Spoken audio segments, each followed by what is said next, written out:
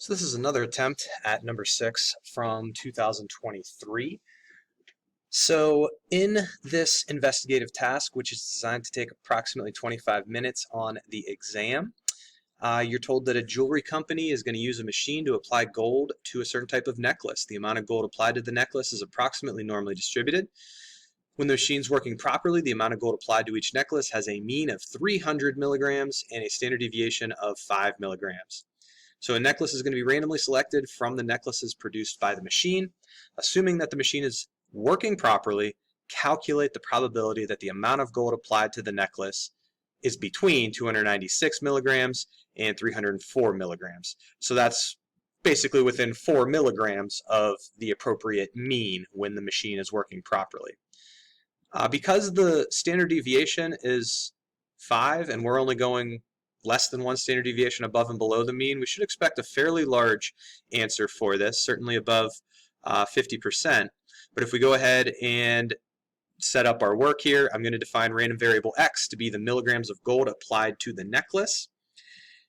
They tell us that these necklaces, the amount of gold applied should be normally distributed with a mean of 300 milligrams and a standard deviation of 5 milligrams. We want to know the probability that the actual amount, so the value of our random variable x, is in between 296 and 304 milligrams. I went ahead and computed the corresponding z-scores by taking the actual amount that I was trying to measure at minus the mean amount divided by the standard deviation. Notationally, I adjusted my random variable x to a z, and then I used normal CDF on my calculator in order to determine that my probability is 0.576. If you do check out the scoring guidelines for this, if you use the notation that you see across this line here, that's definitely deemed a positive in terms of the holistic scoring approach. Little flaws that I sometimes see my students have would be maybe labeling this as X bar. This is a population mean, it is not a sample mean, so it is appropriate to name it as mu. Same thing here, this is not S, this is going to be sigma. That is the population standard deviation for all necklaces produced by the machine. Next part goes on to say we want to make sure that the machine is working properly every day. So each day, Clio is going to take a random sample of necklaces produced that day.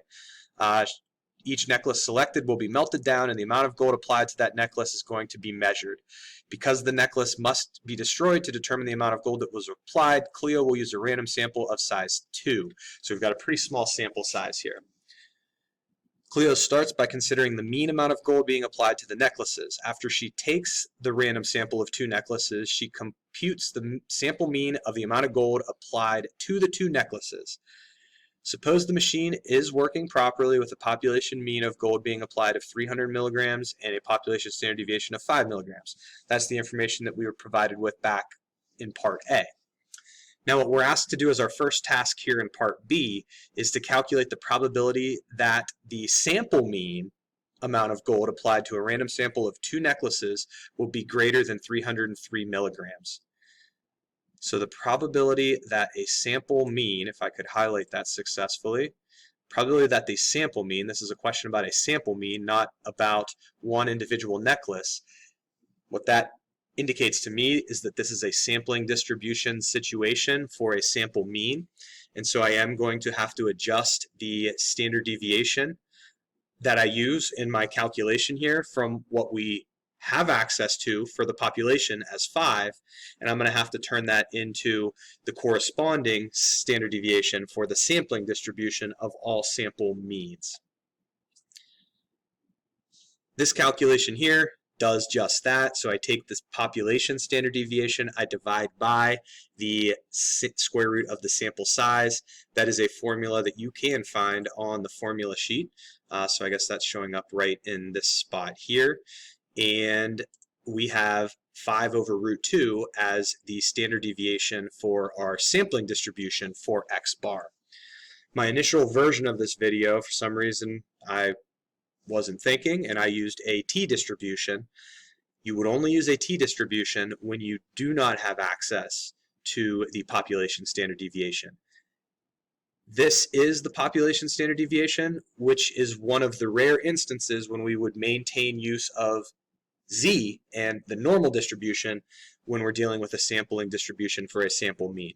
The majority of the time when we deal with sample means, we don't have access to 5 or it doesn't have to be 5, we don't have access to the population standard deviation, and therefore we have to go with a t distribution, which pushes a little bit more of our data out onto the tails. In this case, I have the same sort of notation we talked about in Part A being used. I do have the corresponding z-score computed using the standard deviation for the sampling distribution rather than just the machine for the population. And once again, normal CDF on the calculator ends up giving me a probability of 0.19. Now the second task here in Part B says she's going to take a random sample of 2 necklaces that result in a sample mean of 303 milligrams. Would that result indicate that the population mean amount of gold being applied is different than 300 milligrams? Justify your answer without performing an inference procedure. So this kind of, although they don't give us a significance level, this kind of has the phrasing of a significance testing situation. So do we have evidence suggesting that the machine is not working properly based on this result? Now, I'm looking at this phrasing right here, different from 300 milligrams. It doesn't say that the machine is applying too much gold or too little gold. It just says is different. So what that indicates to me is a two-sided alternative. So what I did with this 0.198, right, we have a probability of 0.198 of getting 303 milligrams or more applied to a necklace. I'm going to double that to find my p-value that would correspond to this situation, since the phrasing here indicates that we're just searching to be different than 300 milligrams. So I'm basically taking into account the two-tailed scenario. And if you double this, you're looking at a value right around 0.4. 0.4 is definitely bigger than any of our commonly used significance levels, so we would clearly not have evidence suggesting that the machine is applying a mean amount of gold of something different than 300 milligrams. Some new information is presented prior to Part C. So now she's going to consider the variation in the amount of gold applied to the necklaces.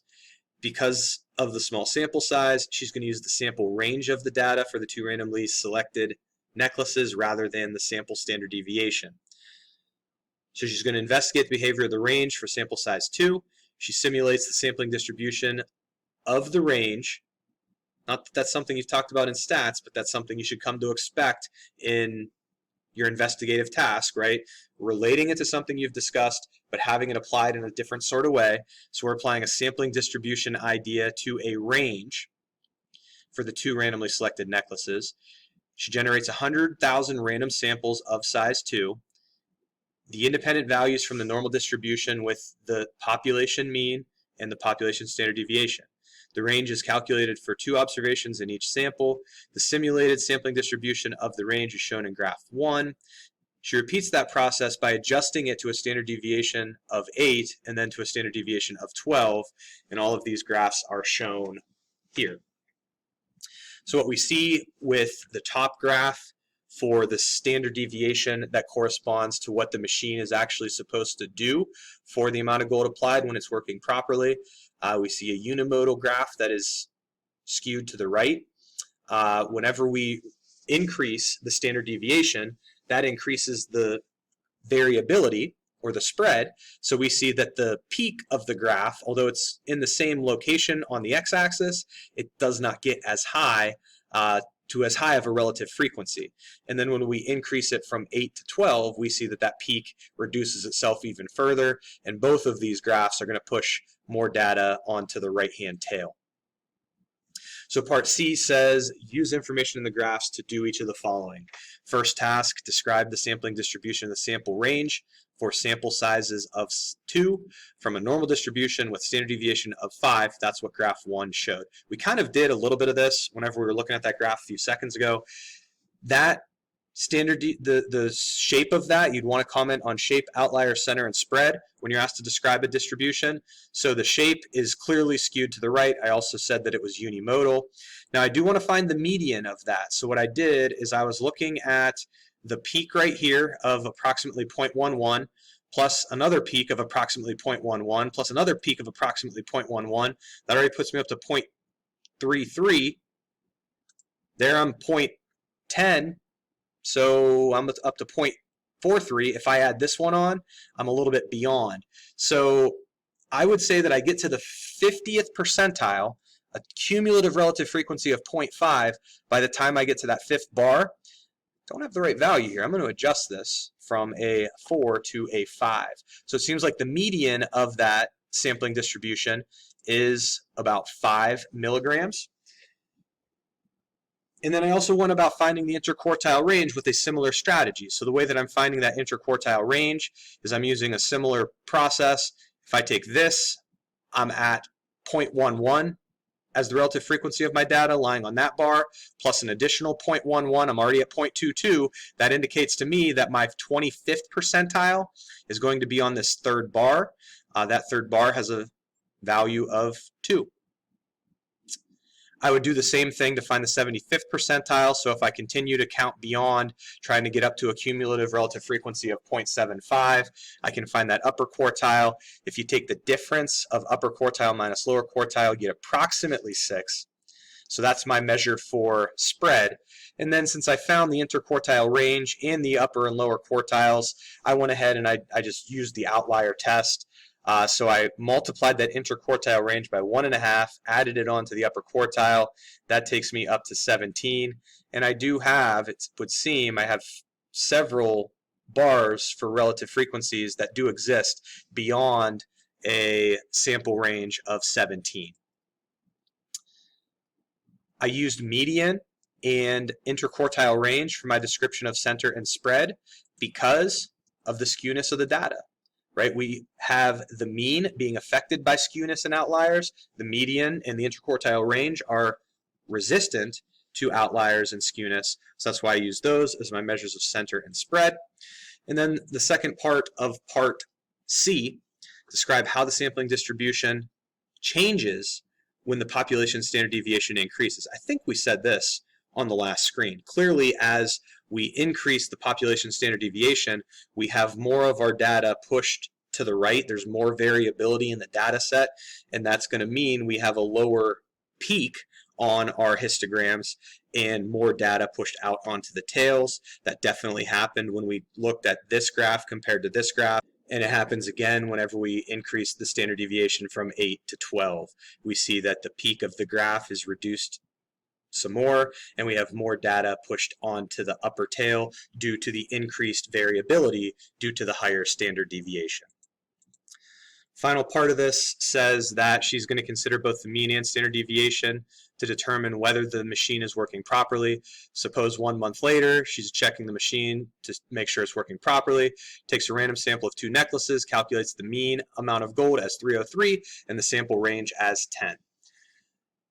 So it goes on to remind us of when the machine's working properly, we should have a mean amount of gold of 300 and a standard deviation of 5 milligrams. Consider the range of 10 and the sample size of 2. If the machine is working properly with a standard deviation of 5 milligrams, is a sample range of 10 milligrams unusual? Justify your answer. Well, to get exactly 10 milligrams, if we look at this top graph, we have an approximate relative frequency of 0.04. So getting exactly 10 milligrams as the sample range is not that likely, but look at how much more data is present here, right? More extreme than that range, there's a significant chunk of data there. If you add up all of these relative frequencies, along with the 0.04 that occurs at 10, you're going to get approximately 0.2 as that cumulative relative frequency. So a sample range of 10 milligrams of gold or more is really not that unlikely of an outcome. It's about 20% of all of the sample ranges in that sampling distribution for that range have that extreme of an outcome or more extreme of an outcome. How about the sample mean of 303 with that sample range of 10? Does that indicate that something fishy is going on with the machine? Well, back in part B, we determined that the probability when the machine's working properly of having 303 milligrams or more of gold applied is 0.198. 20% and 20%, although not extremely likely outcomes, they're also not that unlikely of outcomes. So it does not seem like we have evidence to suggest that the machine is working